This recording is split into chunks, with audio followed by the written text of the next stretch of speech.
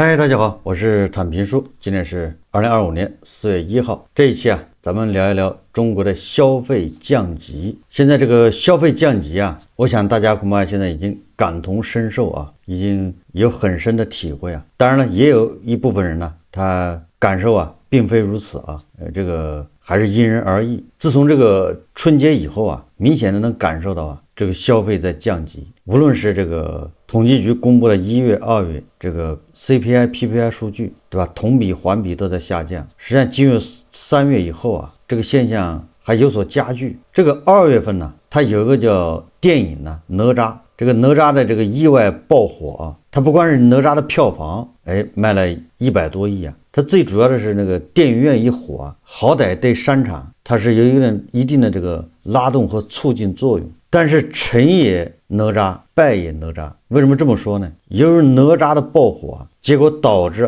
3月份这个电影票房遭遇滑铁卢，据说是疫情以来最差的，也就是给人感觉就是这个哪吒提前收割了电影票房。但是这只是一方面咱们今天主要聊这个消费降级。今天我在网上看到一篇文章，这个文章是一个名人写的，叫郎咸平。我想这个大家都知道不再过多介绍，我只是介绍他这个文章。他这文章的标题叫《中国消费降级背后的结构性失衡与经济危机》。这个郎咸平不管怎么说吧，他是这个学者里面公开把中国消费降级和经济危机挂钩。大家也知道这个国内的学者一般是不敢用这些词，因为要畅想经济光明论对吧？你不能说通缩、消费降级、经济危机，甚至连消失的30年也要少谈。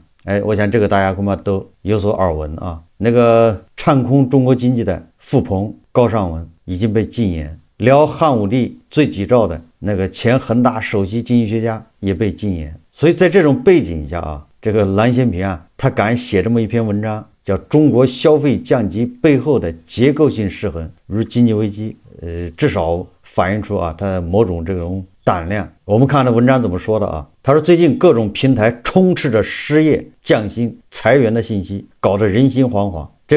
这也事实我最近都没怎么太去聊金融圈的降薪、银行降薪、券商降薪，现在是非常厉害这个也验证了我3年前说的，恒大爆雷以后互联网行业、金融行业都要这个叫遭殃这些高薪行业苦日子已经来了。现在这个金融圈降薪可以说是远超想象。这个文章说他说确实中国2025年的经济遇到了前所未有的阻碍。这个我们要知道郎咸平他是你好歹叫学者吧，然后他是主持人对吧？他还有电视节目他是公众人物他应该叫财经专家教授。你看他这个说法跟主流媒体说法完全不一样。他说确实中国2025年的经济遇到了前所未有的阻碍。我们这个2025年第一个季度这前3个月是叫开局良好稳中向好的局面没有改变呢，怎么到郎咸平嘴里就变成了确实中国2025年经济遇到了前所未有的阻碍呢？这个胆量不小我可以这么说因为我对吧，这是自媒体，而且没有名气。他这个就不一样了。他说外部的贸易壁垒和内部的消费降级等等各种因素交织在一起，搞得我们老百姓人人自危，担心明天会失业，担心养不起一家老小，因此在消费上表现得谨小慎微，能省则省。他说我们消费降级并非消费者主动选择，其背后是高房价、低工资、政策扭曲等结构性矛盾的必然结果。他说我告诉你我们消费降级本质是失衡，而失衡的源头是高房价。这个郎教授身段还是比较灵活的前面亮相的时候唬得大家一愣一愣的，感觉他要揭什么老底，结果矛头一指指向了高房价。很遗憾没能指向这个分配不公，对吧？这个分配不公怎么导致的呢？是不完全的市场经济，也就是权贵和市场经济结合的这么一个怪胎导致的分配不公，也就是婆罗门通过各种手段，通过垄断，通过贿赂，通过非法的敛取了大量的钱财，导致这个穷人越穷。但是郎咸平教授把这个指向了高房价。我们看看他说我们的高房价怎么来的？这些年我们的企业家面临的投资经营环境恶化和严重产能过剩，所以他们就不想投资实体经济，因此从实体经济拿出大量的钱投到地产，这是其一。他把这个原因归咎到这个企业家追逐利润这上面。他另外银行信贷天量增长，大量逃避通货膨胀的避险资金进入楼市。其三就是地产开发商和政府的联合垄断，所以地产开发是我们企业家最喜欢的行业，因为当时是最暴利、最轻松的。其次，中国是全世界非常少数没有大面积的经济适用房国家。新加坡85%的经济适用房，香港超过半数的老百姓住在政府提供的经济适用房或者廉租屋当中。我们是90%的商品房，10%的廉租屋。地方政府没有意愿做廉租屋，因此经济适用房和廉租房就变成了非常稀少。所以我们高房价是政策失衡导致的必然结果。在我看来这个郎教授他对高房价、对房地产的分析好像也是没有直击要害他没有谈明白高房价的本质是什么。高房价本质是高地价，也就是房地产你这房子卖3万1平米，这中间有2万，当然我这2万不是那么准确就大家要知道这个概念，也就是60%、70%的资金它是流向了政府。也就是在高房价中获益最大的是谁不是开发商开发商恒大不是暴雷了吗？碧桂园也暴雷，融创也暴雷，万科马上也暴雷。也就是如果说开发商是暴利的话，哪来暴雷一说呢？所以说房地产这个大型的房企暴雷都3、4年了，还有这么多经济学家学者还没有把中间问题看明白，对吧？谈问题继续避重就轻，这个不利于开启民智就是我们要通过现象看本质。现象是什么？现象是恒大、碧桂园、融创、花样年，就是我们天天聊的那万科，国企里面有绿地，还有什么远洋地产、华侨城，这是央企，马上就要暴雷的也有。那假设房地产行业是个暴利行业，开发商赚得盆满钵满，请问为什么这些巨无霸都暴雷了？所以他说什么经济适用房、廉租房这些说法我感觉这是浮于表面吧。但是高房价这个他说的也是对的，就是说现象确实是房价太高，但是高房价的原因是什么？不是什么廉租房、经济适用房。然后郎咸平说他说这一路下来的结果是什么？他说我们的住房和城乡建设部部长祢洪在2023年做了如下总结，简称456理论就是说40%银行的信贷是房地产。截至2023年，中国银行业40%的贷款投向房地产领域，包括开发贷、按揭贷、城投债等，这一比例远超国际警戒线，说意味着房地产市场波动直接影响金融系统稳定。例如2024年房企债务违约导致商业银行对公房地产不良率升至 3.5%， 部分中小银行资本充足率承压。这个 50% 指什么呢？地方财政的土地财政困局。地方政府综合财力中，土地出让收入占比约 40%， 叠加房地产相关税收、契税、土地增值税合计占比达 50%。 这种依赖导致土地财政模式长期固化。例如2023年土地出让收入下降 23%， 迫使地方政府通过城投债融资填补缺口，进一步推高债务风险。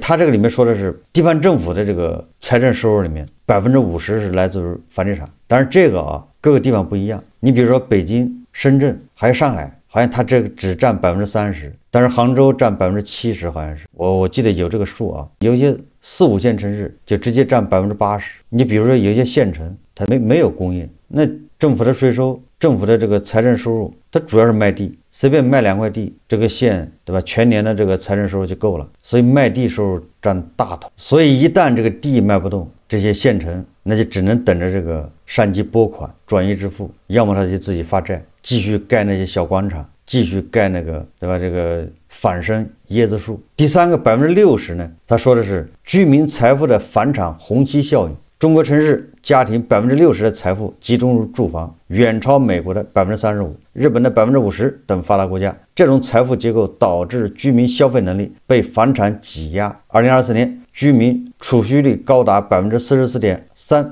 预防性储蓄抑制消费升级，同时房价下跌直接引发财富缩水、消费萎缩，恶性循环。于2024年部分3、4线城市房价跌幅超15%，居民消费支出同比下降8%。这个文章说啊，他说再举个例子，各位知道香港的房地产为什么会在1997年崩盘？他说我们调查发现，香港的供楼负担水平在1997年金融海啸之前已经很高，在1994年、1995年时候是90%，1995年跌到70%，然后1996年又上来了，在金融海啸之前最高达到110%，都成了负资产了，这太可怕了，因为这是崩盘的前兆。他说想想看，香港的老百姓把收入的90%、70%、110%都拿去还房贷了，甚至都透支了，还怎么消费？老百姓没有钱消费的结果就是香港经济猛然下滑。这种状况持续下来，香港楼市怎么可能不崩盘？索罗斯的阻击不过是压死骆驼的最后一根稻草而已。他说，而且透过中国香港的国民生产总值也可以看出来，1998年金融危机之后的经济并不是最差，之后香港经济还经历了2次衰退。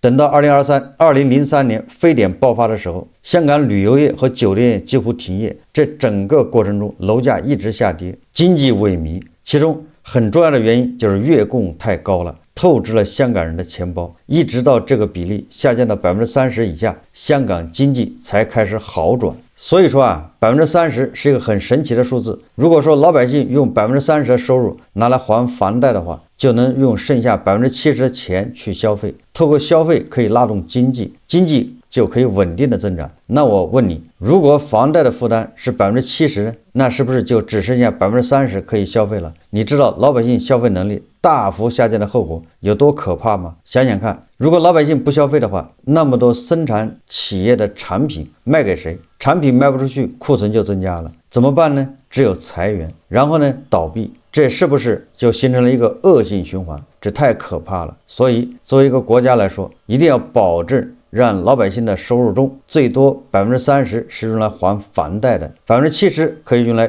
其他支出，这样经济才不会走下坡路，才不会出现萧条。我们不要把房价的涨和跌当作判断房地产是否陷入危机的最重要的一个指标。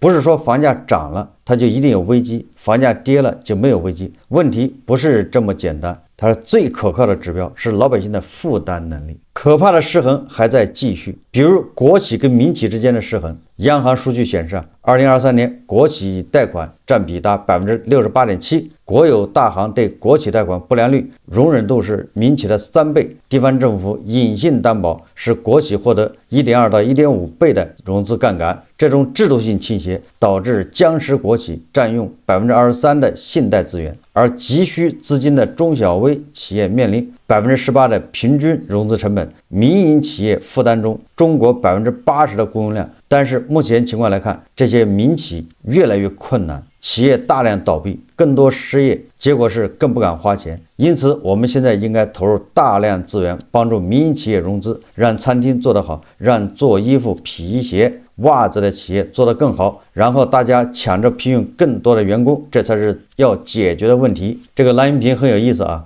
蓝云平以前是反对这个民营经济的，也不能说反对啊，就是说他是反对那个国企改制，这个应该大家能查到。他认为国企改制中隐藏着腐败，所以不能改制，也就是你国企不能改制呢，最后只能是加强，也就是国进民退。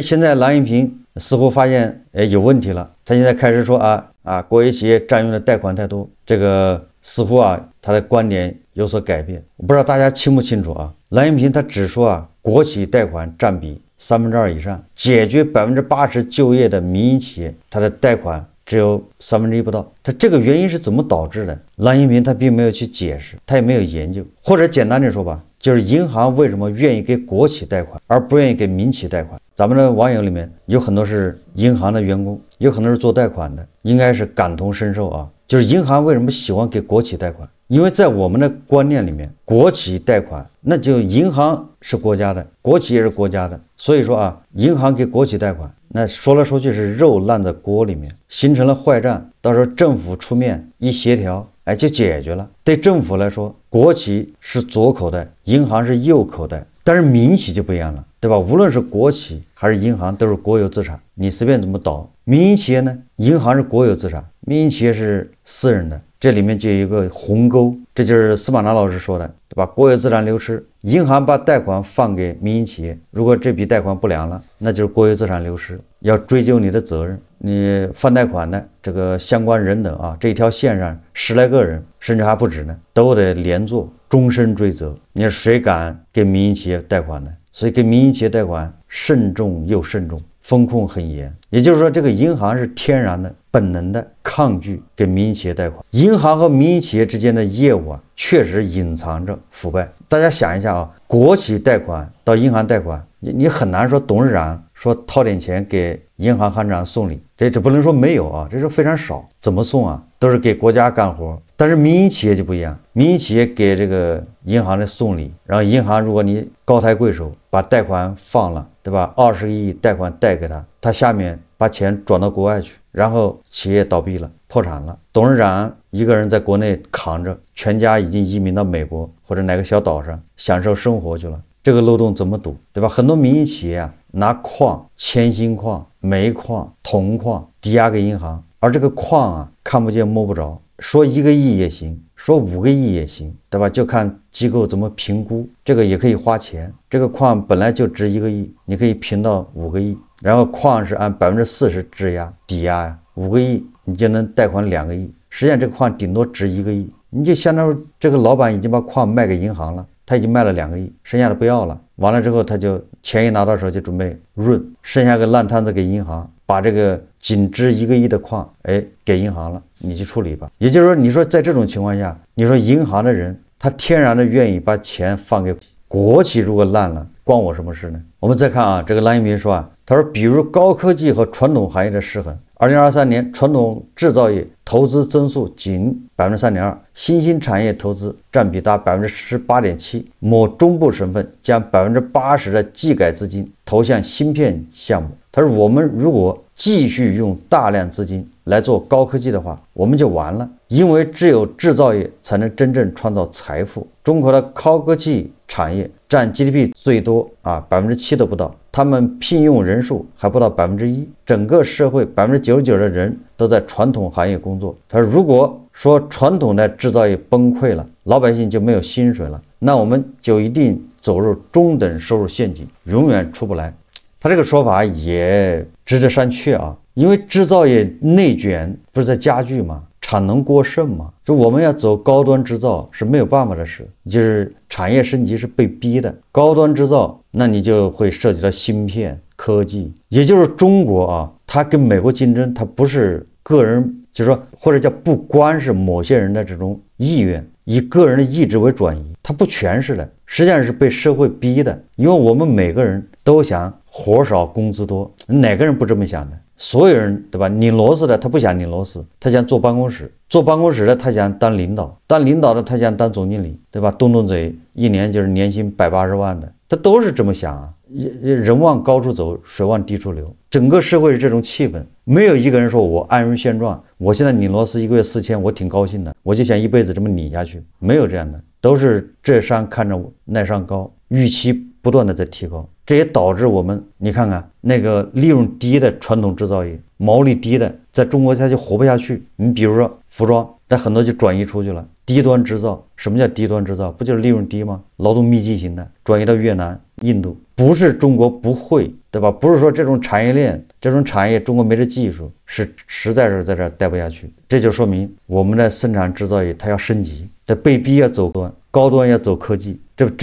这是老百姓对美好生活向往的这种动力啊驱使的。所以蓝新平啊，他说那个咱们国家的投资啊，如果过多的投向科技行业，而忽视了制造业，那么就会导致，对吧？因为科技行业解决工资，解决的岗位少，制造业才解决更多的岗位。他这个说法似乎是通的啊，但实际上又不通，因为我们现在制造业产能过剩呢。科技行业的问题在哪？科技行业的问题是良莠不齐，你很多这个科研资金投入被骗了，这并没有真正的用在研发上面，跑冒滴漏，好钢没有用在刀刃上。这是科研这一块投入的一个弊病呢？你比如说啊，国家的那个什么芯片基金是吧？那相关的那些领导都已经被抓完了，或者你从国外进口的芯片，然后把那个上面 logo 啊，把商标给磨掉啊，打上一个中国芯，或者就是你的，这种欺骗啊，骗取科研经费，套取国家的基金的数不胜数。这个郎咸平说啊，他如果所有的人拼命工作、拼命挣钱之后，既没有投到实业上，也没有拿去消费，基本都买房子了，这是很病态的做法，也是最可怕的。想想看，普通老百姓自己的收入基本都拿去还月供了，那实质消费就减少了。对于那些手里有不少闲钱的人来说，本来想投资做点什么，可是考察一圈下来，发现制造业也好，服务业也好，基本没有什么钱可赚的，那干嘛还要辛辛苦苦的做呢？我还是去炒房吧。这真的很可怕，因为对于一个国家来说，整个创造力的下降其实才是最大的危机。这个郎教授前面说科技投入不能太多，下面说创造力下降其实才是最大的危机。这么看好像他这个一篇文章里面都不能互相呼应呢。他前面刚说完高科技和传统行业的失衡，嫌高科技投入多了，传统行业投入少，下面又说创造力的下降才是最大的危机。创造力靠制造业吗？还不是靠高科技吗？面对危机，作为企业应当削减过剩产能，准备好适当现金，以便经济好转的时候可以及时投资生产。各级地方政府的财政收入要有一个重新的分配，使得地方政府有意愿建经济适用房和廉租屋，大力减轻老百姓的还贷压力。另外，我们政府的货币政策应该检讨对过度偏向国有企业的现象给予纠正。最重要的是要从制度层面重构收入分配、社会保障与产业结构，而非依赖短期刺激政策。因为目前消费下降是经济病症的表现，所以根治需从病灶入手。这个郎咸平这个文章就结束了啊。这文章给我感觉就是虎头蛇尾啊，就是他开头说的还挺感觉好像他要放一炮。中国消费降级背后的结构性失衡与经济危机，说2025年啊，经济遇到了前所未有的阻碍，感觉郎教授要说真话了，对吧？要揭示这个本质。结果往下一看呢，原来啊，在批评普京同志不戴帽子，对吧？批评也批评了，就是批评不在点子上。这个房地产啊，我每天都要做一期房地产节目，聊房地产实际上就是聊经济，因为房地产在经济里面，在 GDP 里面比重比较大，上下游加起来，对吧？它所影响的恐怕占1/3。其实我一直在想啊，叫促消费，拉动内需。我们聊这些的时候，自然而然的就把房地产撇一边去了。为什么不能把房地产算作消费呢？就是买房子不算消费是吗？非是吃喝拉撒看电影那叫消费。为什么10几年前消费也不行，但是咱们经济还是呼对吧，蒸蒸日上？现在消费同样不行，那为什么咱们感觉好像就非得跟消费较劲？所不同的就是房地产出问题了。10几年前房地产也是蒸蒸日上，现在房地产低迷，大家把这个责任呢都怪在房地产身上，对吧？似乎房地产是罪魁祸首。所以说，这个坏学生啊，我们不要管他了，我们要管这个消费。所以各地啊有这个消费券，想出各种刺激消费的办法，然后消费贷也出来了。就我感觉啊，所谓的这个消费还是房地产，你无非就是想让老百姓把钱赚起来，流动起来，而不是大家一赚钱，大家发了工资，大家稍微赚点钱都往银行存，就存在银行，压力给到银行。如果大家都把钱往银行存，那就形成一个通缩，大家都不投资不消费嘛。实际上在我看来啊，那房地产它也是一个叫财富再分配的一个过程。我们把中国改革开放这30年呢，你可以理解成咱们是以外贸为出口，对吧？就是咱们通过劳动，通过成为世界工厂，加工制造商品迈向全世界，换来了大量的美元外汇，对吧？这些外汇一部分用来采购原材料，对吧？在国内再生产再卖出去，又变成外汇，外汇越来越多，外汇一多，你国内人民币就要发得多，因为这个，对吧？外汇是被外汇管理局啊给他拿住了，国内呢，你相应的，因为这个外汇是企业是老百姓创造的，那你就得拿相应的人民币给他，所以你外汇攒的越多，你人民币发的就越多，应该这个逻辑吧？那这人民币怎么分配呢？这些外汇一定是少数人创造的，企业主、民营企业、国有企业，对吧？通过出口在国内的吧，创造那这么多人民币，你得让他花呀。你指望着他们去消费，他也消费不了多少啊。跟外贸、跟出口相关的这个行业，他的工人工资相对高，人民币要发给他。如果这些人啊，因出口而受惠的这些人，他没有地方消费，对吧？你只让他吃喝，买个车子，消费不了多少，所以你就得让他去买房。房子是大笔的，既是消费又是投资。你看看啊，从外汇出口赚的钱，最后变成人民币，最后变成房子。通过房子是不是惠及更多的人？因为你盖房子那是内需啊，对吧？那就很多水泥、家电相关的产业链上下游，每个人都能分到钱，这是不是需求就产生了？对地方政府来说呢，这也是好事。他通过卖地赚钱，地方政府拿着这个钱之后，又给公务员发工资、发奖金，更多的他要进行投资，修地铁、搞城市建设，再一次拉动，对吧？这个跟外贸没关的人的收入。所以说，你看这个30年来中国的经济，它就这么回事。在中国啊，大量的市长他干什么事啊？就到现在为止啊，还在干这个事情，就是拉动外资，让老外来投资。老外一投资啊，他生产完了之后，他又卖出去啊。就是我们是工厂，老外来投资，比如宝马，他在中国生产的宝马，它只有一部分卖在中国，绝大部分是卖到全世界啊，这不就是出口吗？你比如说富士康生产的苹果，它卖到国内才多少啊？大量是出口啊。这就是地方政府为什么市长主抓外商投资，为什么上海市把那个特斯拉搞到上海？市长第一个，你看把这外汇，这就是出口，就是赚外汇啊。搞来之后，然后他马上要搞房地产，你赚了外汇之后啊，只有一部分通过税收啊到政府的口袋，这还不够啊，毕竟有大量的钱在企业主手上、民企手上，或者是这个他的职工手上。职工通过工资啊、高薪，对吧？拿到了钱，他们具备了买房子的能力，政府再通过卖房子赚更多的钱。你看，这不就是这么一个发展模式吗？那房地产出问题出在哪儿呢？因为这个模式啊太过于吸金，这个倒是郎永平说的。因为这个模式它是确定的在增长，全社会的钱都得来，因为所有的资金都是这样啊，厌恶风险，喜欢这个稳定的高额收入。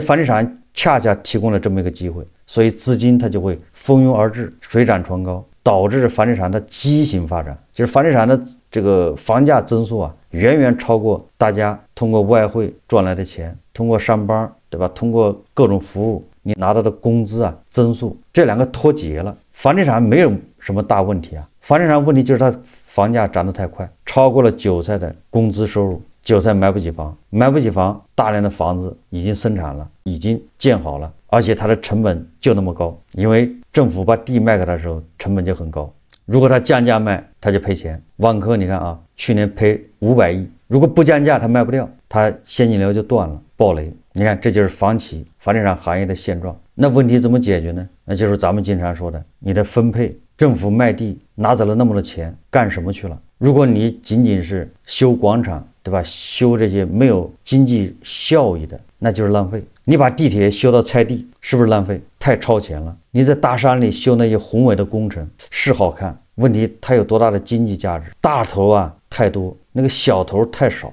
问题在这儿，政府要更多的钱去做这些事情，这个是控制不住的啊。他总想需要更多的钱，就像一个公司一样的嘛，他想办法要开源节流啊。开源是什么意思？就多要钱，但是这边他也节流，他也节不了，花的更多。所以说你看啊，这公司也不行，越来越惨。那作为小头呢，你收入也越来越少，因为大头分的越来越多啊。然后这个地是越卖越贵啊，它不能越卖越便宜，所以形成一个恶性循环。这个老百姓啊，他只能勒紧裤腰带，消费降级。勒紧裤腰带的结局就是企业不赚钱，企业不赚钱，企业就裁员，企业裁员，那老百姓更没钱，那更得勒紧裤腰带。问题不是高房价，问题是韭菜的收入太低。大家一定要记住了，这个房子的一切都在政府的控制之中。这个所谓的房价，表面上看是市场经济产物，对吧？民营企业、开发商、央企开发商，大家同台竞技啊，一起开发，一起竞争。你表面上看好像它是个市场经济，实际上是计划经济产物。因为卖地就决定了它是个计划经济，政府控制土地，政府来卖地，政府给这个地标一个最低价，大家竞争。国外啊，对吧？一般的土地是私有制，都是个人的，政府干涉不了，政府也没办法去操控，所以政府只能收房地产税。咱们这土地是国有，你跟国家在买卖，这个能叫市场经济吗？好，这期节目啊，我们就聊到这里，感谢大家收看。如果喜欢我的节目，欢迎订阅转发，也可以在下方留言评论，谢谢大家。